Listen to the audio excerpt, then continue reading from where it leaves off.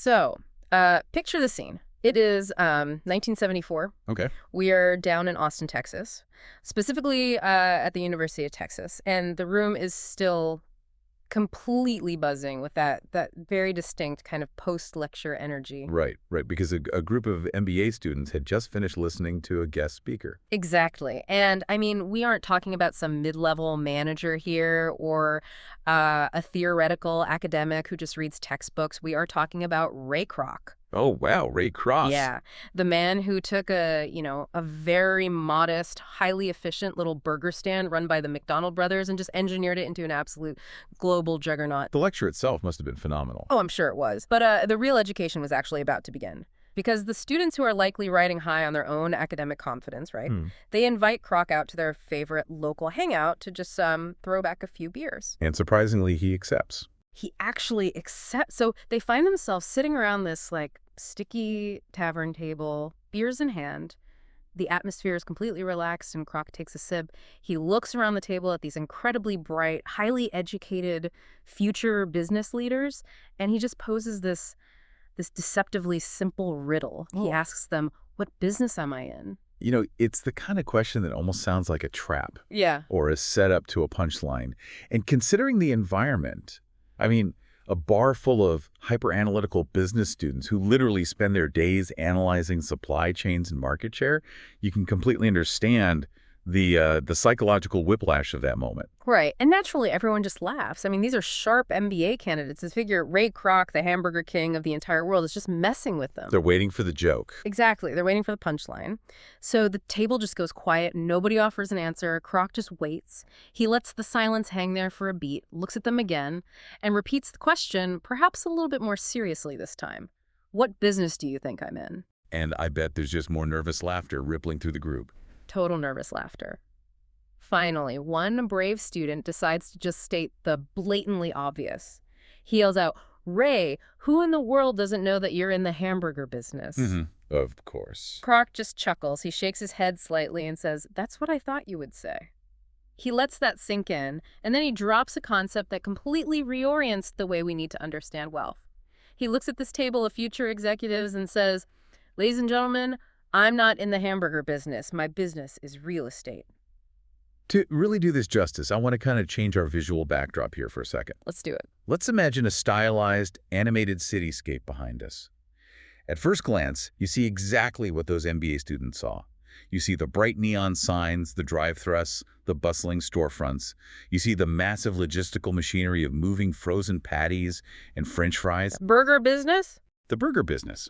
But then, let's have the animation shift. The bright, distracting operational signs fade away, the buildings become transparent, and the entire city transforms into this stark grid of blueprints, property lines, zoning maps, and ledger balances. That's a great visual. The surface-level activity, the noise of the daily grind, it disappears entirely. We're left looking at the structural, foundational architecture of wealth generation. What Kroc was explaining over those beers wasn't just some quirky trivia fact about his corporate holdings. He was outlining the structural difference between generating income and actually building an empire. And if you are listening to this right now, yes, you, the learner, the person who tuned in because you want to cut through the absolute noise of conventional financial wisdom and find that fundamental, paradigm-shifting aha moment, this deep dive is custom tailored for you. We have some incredible source material today. We really do. We are pulling directly from a fascinating set of concepts today, specifically looking at an excerpt titled 04 mindyourownbusiness.pdf. We're focusing on Lesson 3 and the teachings of the author's rich dad. It's a very unconventional perspective. Highly unconventional. And our mission today is very specific. We are going to completely redefine the very concept of what it means to actually mind your own business.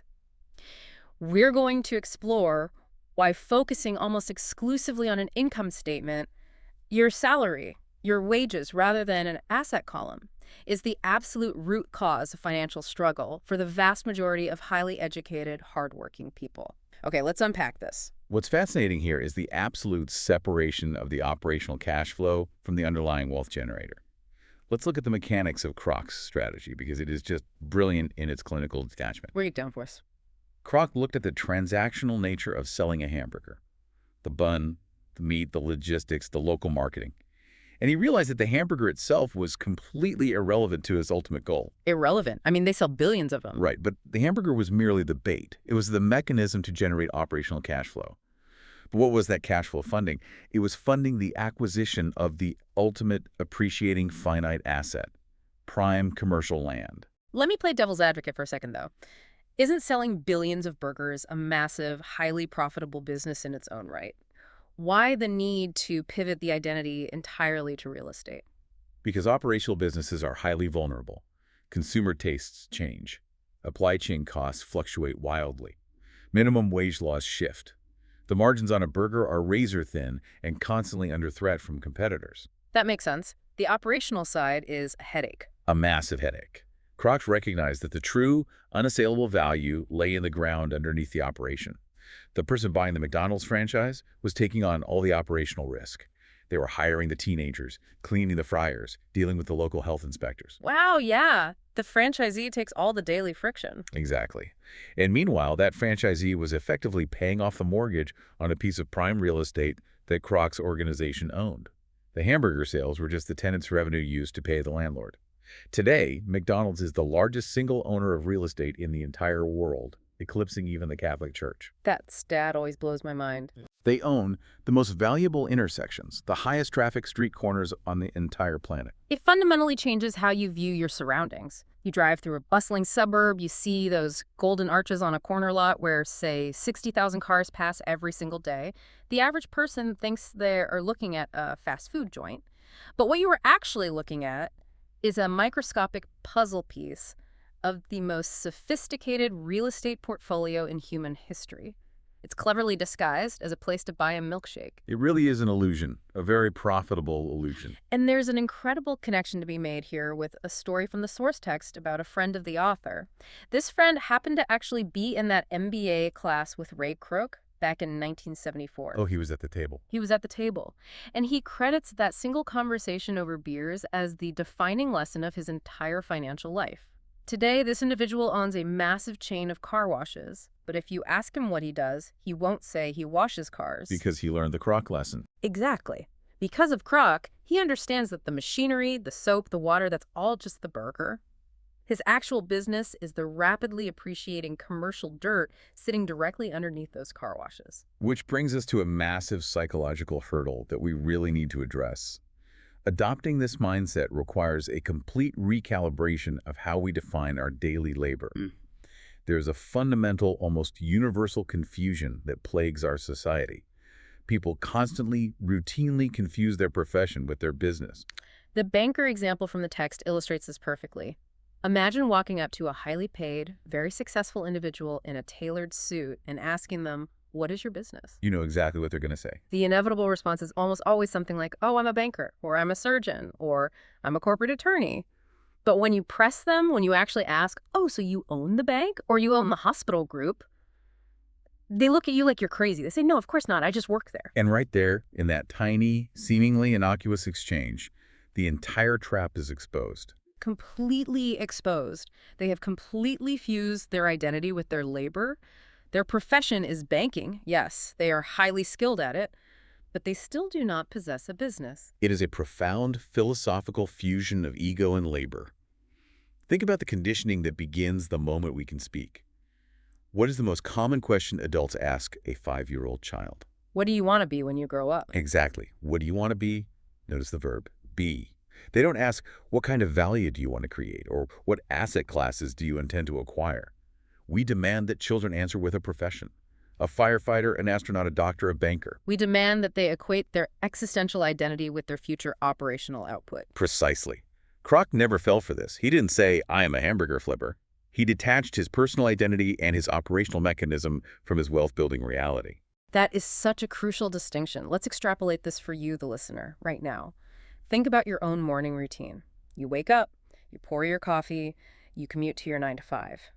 A significant portion of the population does this with a lingering sense of dread. Or, conversely, they feel their entire self-worth is validated only by the title on their office door. It's a heavy burden either way. But what if you adopted the Kroc mindset tomorrow morning? What if you viewed that highly demanding 9 to 5 job merely as your personal hamburger stand. It's just an operational mechanism. That's all it is. It's temporary. It exists strictly to generate the cash flow necessary to fund your actual business. And your actual business is the balance sheet of assets you are quietly assembling in the background. That mental pivot changes the entire psychological weight of employment. The job ceases to be your master. It ceases to be the defining characteristic of who you are. Instead, your employer becomes your primary investor. I love that framing. Your employer is your investor. They were providing the vital capital injections for your true enterprise. However, making this psychological shift is extraordinarily difficult. It is almost violently counterintuitive for most people because of a massive systemic trap that is set for us very early in life. A trap designed specifically to keep us focused on the burger and completely blind to the real estate. You're talking about the education system, Yeah. and we need to dive deep into this because the underlying concepts in the text pull no punches. The argument is that our entire modern educational framework, from the colorful alphabet rugs in kindergarten all the way to the prestigious MBA programs, is meticulously engineered for one primary purpose. To prepare youth to get good jobs. Yes, to prepare them by developing highly specialized scholastic and professional skills. In an accounting context, your entire formative existence is being relentlessly trained to focus exclusively on your income column. Exactly. The phrase used in the material is, "You become what you study." Yeah. And while that sounds empowering on a high school guidance counselor's poster, it's actually a blueprint for lifelong financial stagnation. How so? Because if you spend years studying the culinary arts, you become a chef. If you endure the grueling years of law school, you become an attorney. You acquire highly specialized professional skills that allow you to enter the marketplace and trade your finite hours for a relatively high wage. Right. But the fatal flaw in becoming what you study is that while you are so intensely focused on becoming the best chef or the best lawyer, you completely forget to mind your own business.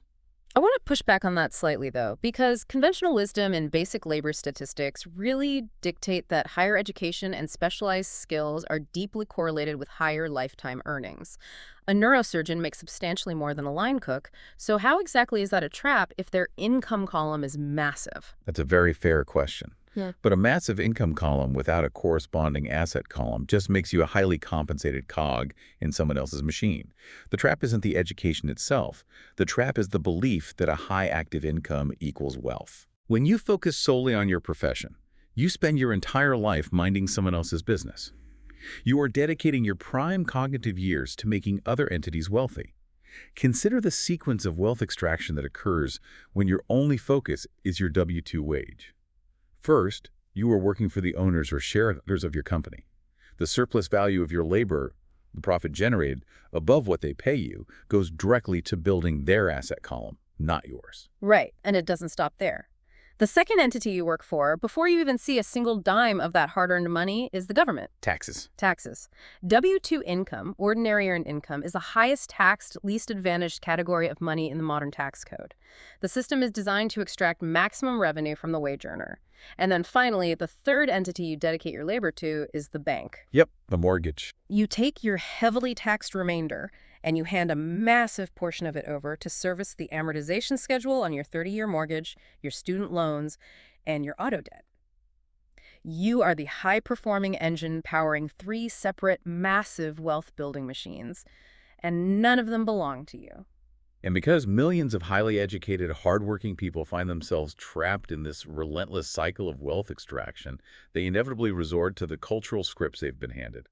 They start using the standard phrases of the rat race. Oh, we've all heard them. We've all probably said them at some point. I just need to secure this raise. If I can just grind it out and get that promotion to VP. I'm going to take on a mountain of debt to go back to school for a master's degree so I can qualify for a slightly better job. I need to pick up a side hustle or work overtime.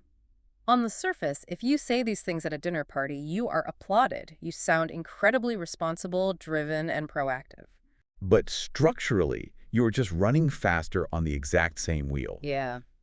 Every single one of those strategies, the raise, the promotion, the extra degree, remains myopically focused on the income column. Now, let's be clear. Earning more money is not inherently bad. No, of course not. But it only translates to actual financial security if the surplus capital is immediately deployed to purchase income-generating assets.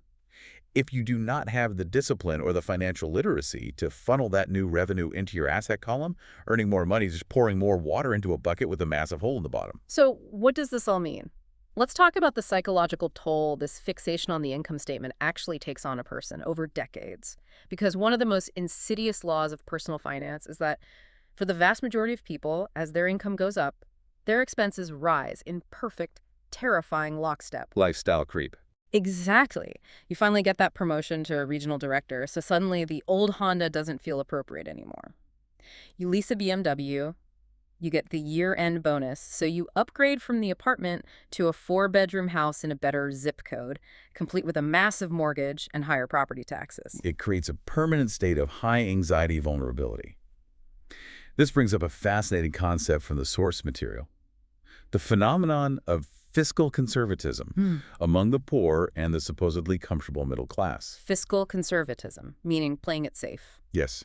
Have you ever pitched a business idea or an investment opportunity to someone, and their immediate reflexive response is, "I can't afford to take risks"? All the time. They view themselves as financially prudent, but the reality is their intense risk aversion isn't born of prudence. It's born of structural fragility. Sure. They have absolutely no financial foundation. Their balance sheet is entirely devoid of assets that produce cash flow independently of their labor. They literally can't afford a single misstep. Therefore, they have no choice but to cling desperately to their employment and play it completely safe. They are terrified of any disruption because their entire survival matrix is dependent on the whim of their employer. It's a self-imposed hostage situation. And history is littered with chilling examples of what happens when that fragile illusion of security is shattered. Think back to the massive waves of corporate downsizing we've seen, whether it was the restructuring of the 80s, the 2008 financial crisis, or even the massive tech layoffs recently. Devastating times. Millions of people who played exactly by the rules society gave them, people who went to the right schools, got the right degrees, secured the impressive professional titles, suddenly found themselves boxed up and out on the street. And it was in that very moment of acute crisis that the brutal reality of their so-called assets was exposed. Yes. When the W-2 oxygen gets cut off, the true nature of your balance sheet reveals itself immediately. Millions of people realized, to their absolute horror, that their primary residence, the thing the bank and their financial advisor told them was their greatest asset, was actually an enormous, ravenous liability. It just eats cash. Exactly. Without the constant influx of their weekly paycheck, the house was just a relentless monthly drain of property taxes, insurance, and mortgage payments. The luxury SUV parked in the driveway wasn't an asset. It was a rapidly depreciating hunk of metal demanding an $800 monthly payment. It's completely backward from what we're taught. Even the expensive toys, the things they bought to signify their success, completely failed them. When your professional identity is stripped away and your active income goes to zero, the things you were meticulously trained to acquire offer absolutely no protection. Let's just sit with the gravity of that for a moment. Imagine the psychological devastation. You spent 40 years of your life minding the corporation's business, minding the government's business, and paying interest to mind the bank's business. You outsourced your financial security to everyone else, and the moment the music stopped, you had no chair, because you never actually minded your own business. It is a profound structural failure in basic financial literacy.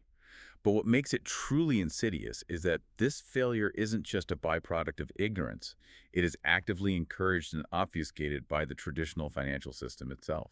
And that leads us perfectly into the grand illusion of net worth and how accepted accounting and banking practices are fundamentally designed to mislead you about your actual financial health. This is one of my favorite parts of the deep dive today. It is perhaps one of the most eye-opening and frankly absurd realities discussed in the source material. There's an anecdote regarding the author's experience applying for a commercial bank loan. At the time, his financial reality didn't fit the neat, sanitized boxes required by a traditional underwriter. He needed to mathematically boost his asset column to make the application look stronger. Right, because traditional banks don't really know how to evaluate unconventional entrepreneurs. Exactly. So he utilized perfectly standard, legally accepted accounting practices. He started listing his personal effects. Oh, this is wild. He added the estimated value of his new golf clubs, his art collection, his library of books, his stereo electronics, his Armani suits, his wristwatches, his Italian leather shoes. And then we must emphasize, this was not an act of fraud. This wasn't some shady workaround. Generally accepted accounting principles, or GAAP, and standard consumer banking practices literally encourage a borrower to list these personal consumer goods as assets to artificially inflate their calculated net worth on a balance sheet. It's completely standard.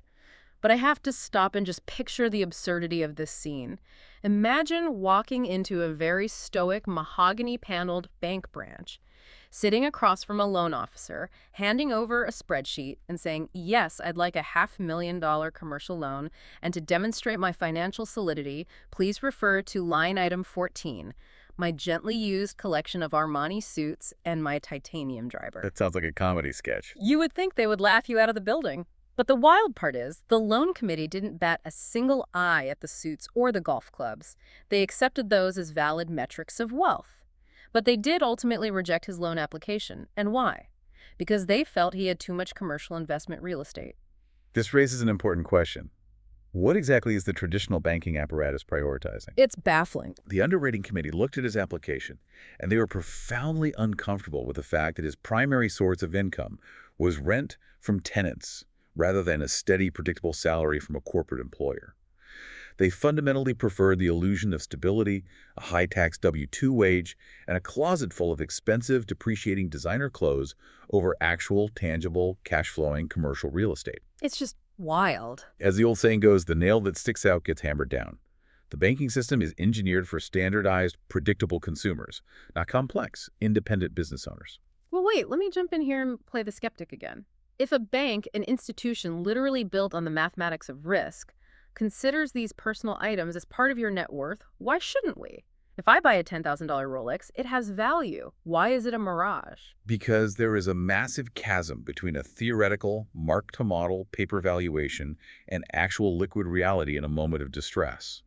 It is a mirage because your traditional net worth calculation does not reflect your actual survival capacity. Okay, break that down for us. The material points out two devastating realities that destroy the concept of net worth as a safety net. The first is the sheer friction of liquidity. Let's say you do have actual appreciating assets, maybe some stocks or a piece of land. The moment you are forced to liquidate those assets to cover your living expenses because you lost your job, you trigger a taxable event. The government wants their cut. The government immediately step in and takes a substantial percentage of your gains. So that paper net worth you were so proud of shrinks by 20 or 30% the second you actually try to use it. And the second reason is even more brutal, and it directly targets those personal effects the bank was so happy to accept on the application. It's the ruthless physics of depreciation. We have this culturally ingrained habit of viewing consumer goods as stores of value, but the reality is, the moment you transition a consumer good from the showroom to your possession, its financial energy evaporates. Like a new car. Take a new car, for example. The ultimate symbol that you've made it in the middle class. The bank will gladly let you list it as an asset against a loan. But the second its tires touch the public street outside the dealership, it loses nearly 25% of its retail value. It is not an asset. It is a rapid decay liability. The author gives a painfully relatable example of this in the text. He purchased a state-of-the-art titanium golf driver for $400. $400 for a single club. Right. He took it to the course, teed up his ball, and took exactly one swing. The moment that club face struck the ball, it went from being a new, in-demand retail item to a used sporting good. Its liquid market value instantly dropped to maybe $150. Just from one swing. With one swing of his arms, $250 of his calculated net worth literally vanished into the atmosphere. And this is where the tragedy of the mirage becomes real. If a massive recession hits, if the company downsizes, you cannot feed your family by selling a used titanium driver and a few out-of-season Armani suits at garage sale prices. You might have had a calculated net worth of $250,000 on paper, but in liquid reality, you have pennies on the dollar. It's a dangerous complacency. Relying on this artificially inflated number leads to disastrous, life-altering decisions. People believe they are protected by a safety net, but when they fall, they realize the net is woven entirely out of depreciating consumer goods. So if the conventional markers of wealth are flawed, if the traditional net worth calculation is a dangerous illusion, and if relying exclusively on the income from our highly trained profession is a structural trap, we are left with a very stark question. The million-dollar question. What is the actual solution? How do we adopt the perspective of Ray Kroc? How do we actually begin to construct an unassailable financial fortress? Yes. Let's pivot from the problem to the architecture of the solution. The foundational rule provided in the text is remarkably pragmatic. It does not demand reckless behavior. The rule is simply this: keep your daytime job, but immediately begin acquiring real assets. Stop buying liabilities disguised as assets. And stop stockpiling personal effects that lose their value the moment you bring them home. It's a strategy of dual existence. The author isn't suggesting you walk into your boss's office tomorrow, dramatically quit, and leap into the entrepreneurial void without a parachute. Which is what social media tells you to do every day. Exactly. But he advocates for a highly disciplined parallel track. You maintain your profession, your W-2 job, to generate essential operational cash flow. But you aggressively, systematically direct the surplus of that cash flow into your actual business, which is your asset column. And to clarify exactly what that means, the text provides a rigid categorization of what truly constitutes a real asset, breaking them down into 7 distinct buckets. Let's examine these buckets because this is the literal blueprint for escaping the trap. Category number 1 is perhaps the most misunderstood: businesses that do not require your physical presence. The specific definition here is crucial. The owner states, "I own them, but they are managed or run by other people." And the litmus test there is brutal. If you have to work there for the entity to survive, it is not a business. It has simply become another job. I cannot overstate how many aspiring entrepreneurs completely fail to grasp this distinction. They want to escape the W-2 world, so they take their life savings and buy a boutique coffee shop or a small landscaping company. And they end up working 80 hours a week. Working 80 hours a week, handling payroll, fixing broken espresso machines at 4 in the morning, and dealing with angry customers. They proudly declare they own a business. They do not. They have effectively purchased themselves a highly stressful, incredibly demanding, low-paying job with infinite liability. That's a sobering reality. A true asset in this specific category operates, scales, and generates revenue independently of your physical labor. It pays you whether you are actively managing it, sleeping, or sitting on a beach. Let's move to category 2, stocks. Now, the material notes a specific preference here for small-cap companies and startups, indicating a strategy of higher risk for higher potential reward, often planning to exit within a year. Category 3 is bonds, the traditional fixed income instrument. Category 4 is where the real passion lies: income-generating real estate. The author's favorite. The strategy outlined here is a classic wealth ladder.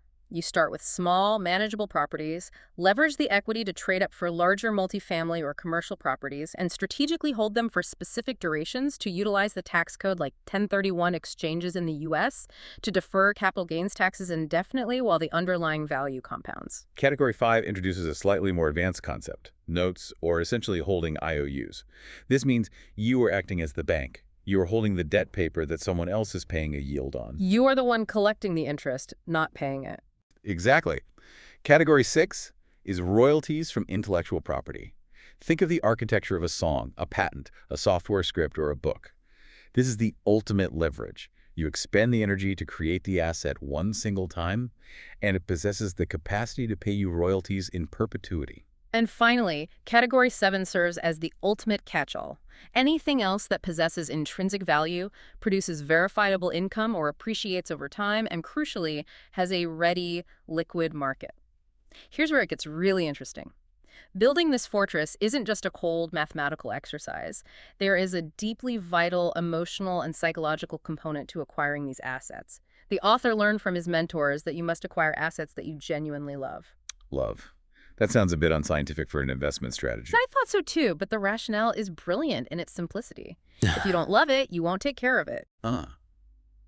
It injects human passion into the cold equation of wealth building, but it does so in a highly targeted, strategic manner. The author, for instance, heavily accumulates real estate simply because he has an intrinsic fascination with buildings, architecture, and land development. He enjoys the process of hunting for deals. He could analyze property layouts all day. It's his hobby as much as his business. This is critical because when the inevitable friction of reality occurs, when a water main breaks on Thanksgiving or a tenant stops paying rent, the operational headaches aren't severe enough to extinguish his underlying love for the asset class itself. He pushes through the pain because he loves the game. Conversely, he offers a stark warning. If the thought of fixing a toilet or dealing with a property manager fills you with existential dread, Absolutely do not buy real estate, regardless of how good the math looks. Right, because the friction will grind you down and force you to sell at a loss the moment things get tough. He also mentions loving the stock of small startup companies because he is fundamentally wired as an entrepreneur. But, and this is a massive countercultural but, he likes the concept of starting companies, not the reality of running them. He possesses the self-awareness to admit that he is not a competent corporate manager. And this leads to a fascinating philosophical divergence from the modern zeitgeist. If you look at social media today, we are drowning in hustle culture. We are constantly bombarded with the narrative that true success only comes from grinding 100 hours a week to build your own startup from scratch. The modern cultural narrative aggressively glamorizes the grueling martyrdom of the founder. It really does. But the perspective offered here is incredibly sobering. Hmm. It's almost cold water to the face of the wannabe entrepreneur. He explicitly states, "I don't encourage anyone to start a company unless they really want to. Knowing what I know about running a company, I wouldn't wish that task on anyone." Let's look at the mathematical reality behind that warning because the statistics are grim. If you are sitting in a cubicle right now, frustrated with your boss, thinking that starting a company is the easiest escape hatch, listen to the actual odds. Statistically, 9 out of 10 newly formed companies will completely fail and cease operations within their first 5 years. It's an absolute bloodbath. And what about that one single company out of 10 that actually survives the initial gauntlet? 9 out of 10 of those survivors will ultimately fail in the subsequent 5 years. The statistical probability of building a sustainable long-term enterprise from scratch is astronomically low. Therefore, his recommendation is rigidly disciplined. Unless you have an unquenchable, burning obsession to be a founder, do not play that game. Stick to the vastly more reliable blueprint. Keep your secure day job, let your employer absorb the massive macroeconomic risks, and quietly mind your own business by purchasing established assets. Which brings us to what I consider the absolute masterstroke of this entire philosophy. It is the concept of the employee dollar. I love this visualization. The author explains that when he advocates for minding your own business, the core directive is building and fiercely protecting your asset column. And the unbreakable golden rule of the fortress is this: once a single dollar crosses the threshold and enters that asset column, you must never, ever allow it to leave. You have to literally personify every single dollar. You have to view it not as currency to be spent, but as a dedicated, immortal employee. The text states, the best thing about money is that it works 24 hours a day and can work for generations. Think about the sheer leverage of that. It's massive leverage. Every dollar you deploy into a dividend-paying stock or as equity into a rental property becomes an elite worker. It never requires a coffee break. It doesn't unionize. It never calls in sick. It doesn't ask for a 401k match. It works relentlessly around the clock, 365 days a year, with one singular mission: to capture and recruit more dollars to join your standing army. Your W-2 day job is the realm where you are the exhausted, finite employee. Your asset column is the realm where your money is the infinite, tireless employee. And implementing this framework isn't something you defer until you are wealthy. It is the mechanism of becoming wealthy. The author's mentors insisted he master this dual existence while he was still deeply entrenched in the traditional corporate machinery. He didn't build his wealth from an ivory tower. He built it from the trenches. He spent years working inside massive bureaucratic organizations. He was an employee for Standard Oil of California. He served as an officer in the U.S. Marine Corps.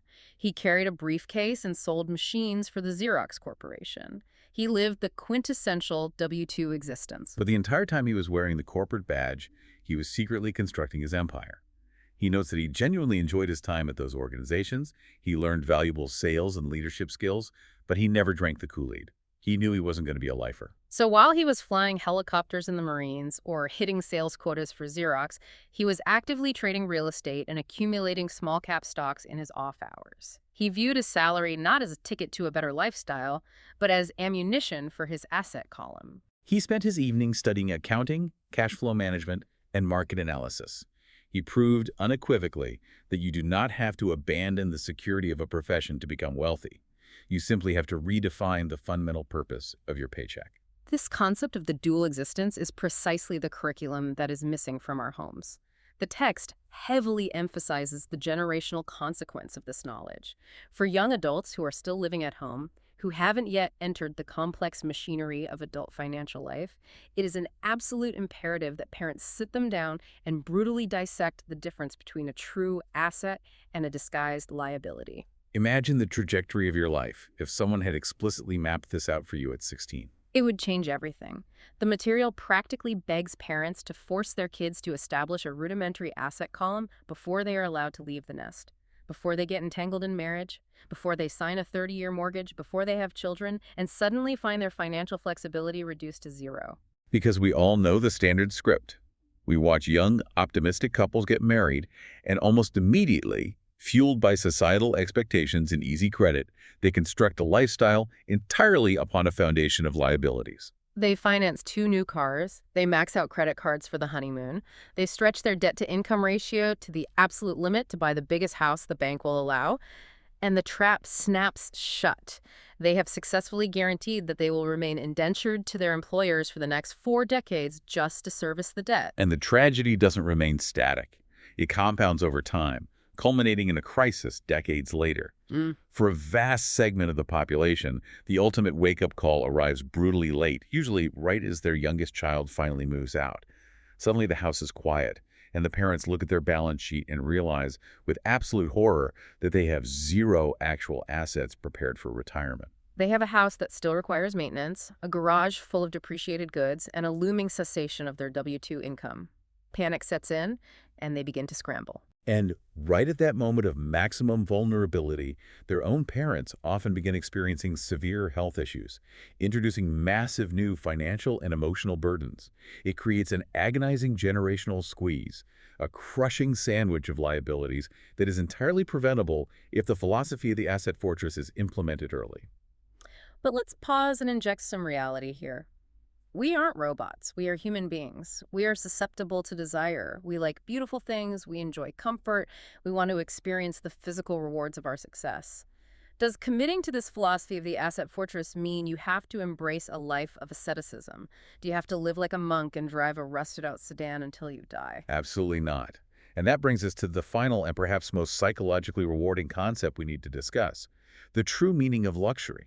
If we connect this to the bigger picture, the timing and the mechanism of how an individual purchases a luxury item is the ultimate lie detector test of their financial philosophy. You can look at someone's driveway and instantly know if they understand wealth or if they are just highly paid. The text draws a vivid, uncompromising distinction. The genuinely wealthy buy their luxuries last. The poor and the middle class instinctively buy their luxuries first. It is the devastating trap of trying to look wealthy before you actually are wealthy. The middle class, driven by the need for social validation, will aggressively purchase luxury markers, massive homes in gated communities, diamond jewelry, luxury boats, European sports cars. They want the immediate outward projection of success. But if you pull back the curtain on their finances, the reality is a house of cards. They didn't buy those items with wealth. They bought them with future labor. They financed them. And the tragic irony is that buying a luxury on credit almost universally results in the owner eventually resenting the very object they desired. That shiny new boat, which was supposed to represent freedom, quickly morphs into a suffocating $1,200 a month anchor that prevents them from quitting a job they hate. The luxury becomes a prison guard.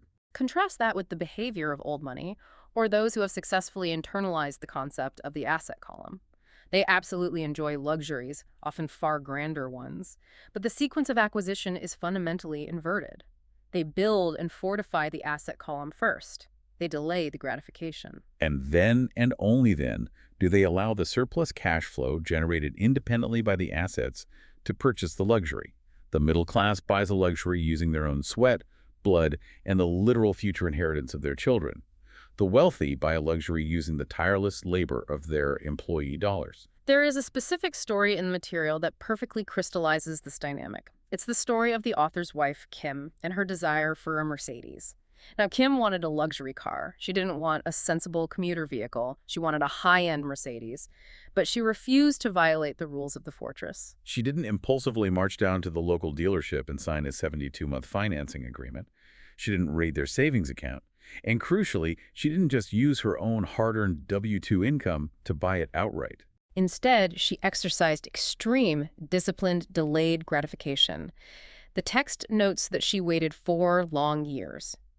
During those 4 years, she and her husband relentlessly focused every ounce of their energy and capital on acquiring and stabilizing a specific portfolio of apartment buildings. She essentially assigned a mission to her asset column.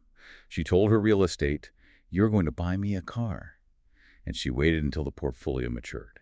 Eventually, the rents increased, the mortgages paid down, and the cash flow expanded to the point where the buildings were spinning off significant, unallocated monthly profit. At that precise moment, the magic of the strategy materialized.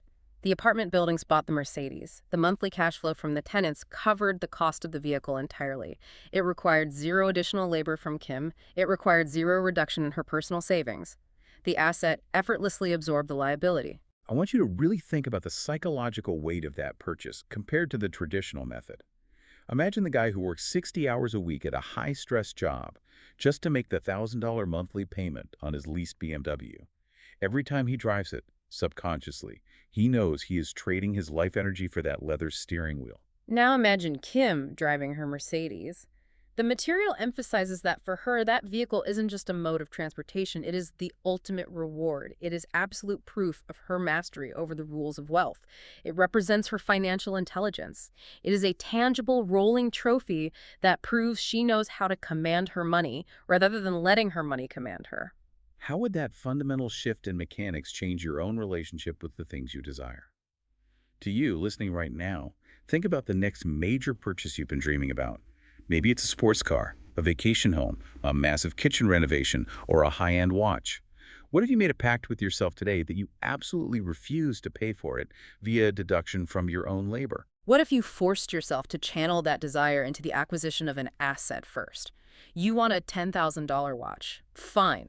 Go find a piece of intellectual property or as a dividend-yielding index fund or a small fractional real estate investment that generates the requisite cash flow to buy it for you. By changing the sequence, you transform a luxury from a guilty, stress-inducing burden into a joyful celebration of your own financial architecture.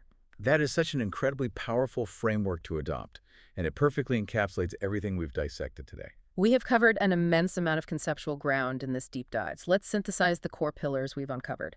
We started by stripping away the facade of operational business, using the revelation of Ray Kroc's hidden real estate empire to understand the vital difference between what you do and what you own. From there, we expose the absolute danger of fusing your identity with your profession, dismantling the well-intentioned but fatal education trap that programs us to dedicate our lives to the income column, effectively serving as the wealth generation engine for our employers, the government, and the banking system. We tore down the mirage of traditional net worth accounting, recognizing that a closet full of expensive suits and depreciating golf clubs offers zero protection when the W-2 oxygen is cut off.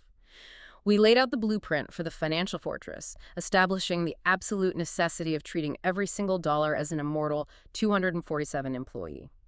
And finally, we fundamentally redefined the concept of luxury, shifting it from a debt-fueled status symbol to the ultimate dividend of disciplined asset management. It really has been a journey. So I want to leave you, the learner, with a direct, uncompromising challenge. When this audio stops, take a hard, honest look at your own personal balance sheet. Look at the reality of your daily routine. Are you currently expending 100% of your physical and mental energy merely working to enrich the owners of your company, to pay taxes to the government, and to service interest for the bank? Or are you executing the dual existence? Exactly. Are you keeping your day job while secretly, diligently, and aggressively building your own unassailable fortress of assets? The time for confusing your profession with your wealth is over. It is time to truly mind your own business. And as you embark on that necessary shift in perspective, as you begin to lay the bricks of your own asset column, I want to leave you with one final, deeply provocative thought directly from the source material we've explored today. The architect of these concepts concludes this specific lesson with a rather profound cliffhanger. Oh, I know what this is. He states that after you have successfully achieved this mindset shift, after you have taken the requisite time to invest in and actually build your own business through genuine assets, you are now ready to learn the biggest secret of the rich, the secret that puts the rich way ahead of the pack. We've spent this entire time fundamentally reshaping the definitions of assets, income, and labor. We've shown how to build the engine, but it begs a massive question. What's the question? Once that fortress is built, once the cash flow is secured, what is the ultimate final lever that the truly wealthy pull to detach themselves from the rest of society entirely? What is the mechanism that creates generational dynasties? That is a secret worth exploring and a puzzle I leave you to ponder.